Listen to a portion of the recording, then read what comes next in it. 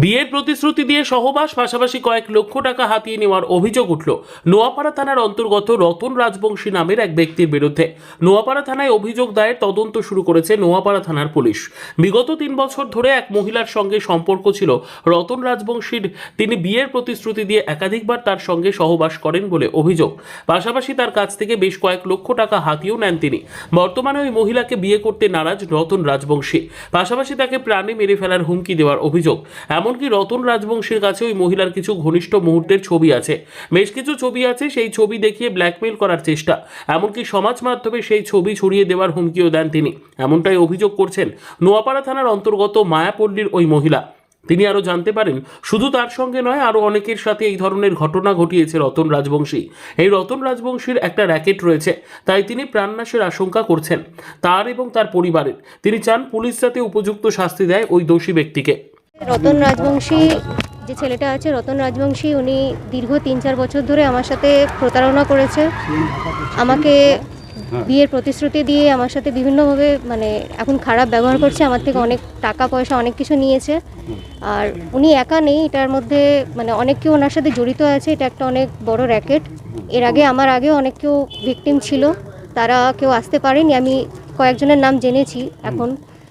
তো আমি অনেক সাহস করে এসেছি এবং আমি আমার ফ্যামিলির প্রোটেকশন চাই, আর যাতে এই জিনিসগুলো বন্ধ হয়, একটা জাস্টিস চাই। কেন বলছেন? আপনাকে ভয় দেখানো হচ্ছিল নাকি? হ্যাঁ, ভয় তো আমাকে দেখানো হচ্ছে। কি ভয় দেখাচ্ছিল? আমাকে আমার ফ্যামিলিকে মেরে দেবে, বাড়ি ছাড়া করবে, পাড়া ছাড়া করে দেবে। কে? রতন রাজবংশী। কোথায় থাকে? মায়াপল্লী, ইছাপুর। আচ্ছা, তো বিয়ের যখন কত বছর আগে বিয়ের প্রতিশ্রুতি দিয়েছিল? 3-4 বছর ধরে সম্পর্ক। আচ্ছা। 3-4 বছর আগে। না, বিয়ের প্রতিশ্রুতি দেওয়ার পর সহবাস হয়েছে, এরকম কিছু হয়েছে? হ্যাঁ, হ্যাঁ। সেটা বলুন।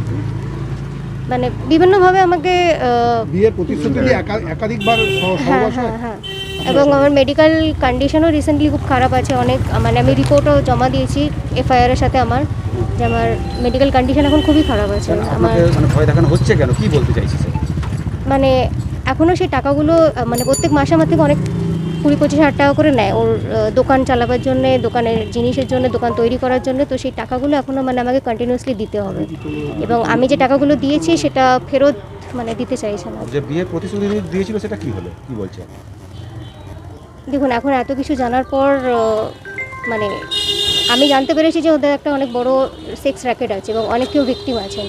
তো এত কিছু জানার পর তো আমি নিজে অবভিয়াসলি একটা জাস্টিস চাইবো। আমি তো সেই ছেলের সাথে জড়াতে চাইবো না। বলছি, কি ধরনের র্যাকেটের কথা বলতে চাইছেন?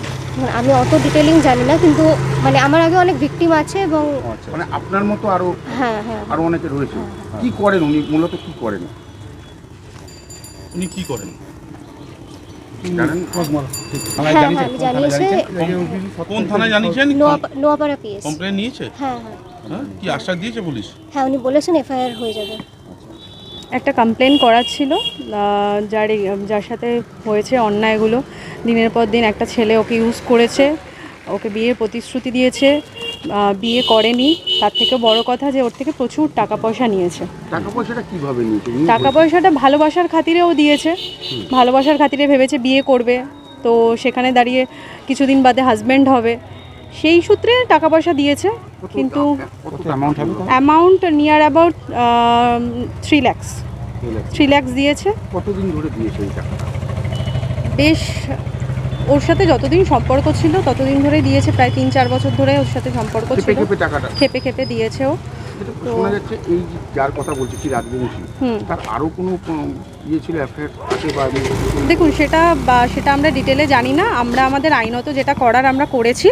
এখন প্রশাসন থেকে যা ব্যবস্থা নেওয়ার নেবে, তো আমরা আশা রাখছি যে ও মেয়েটা বিচার পাবে। না, শোনা যাচ্ছে যে এরমভাবে অনেক মেয়ে এসে বিয়ের প্রতিশ্রুতি দিয়ে সহবাস করার অভিযোগ নাকি রয়েছে।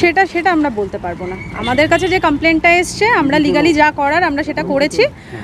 তো দেখা যাক যে ফাইনাল। মেয়েটা বিচার পাক, এটাই আমরা চাইছি, যে ও বিচার পাক। ওর সাথে যে অন্যায়টা হয়েছে সেটার বিচার হোক, আশা করছি সেটা হবে। বিয়ের প্রতিশ্রুতি দিয়ে কি সহবাস করেছেন? করেছে।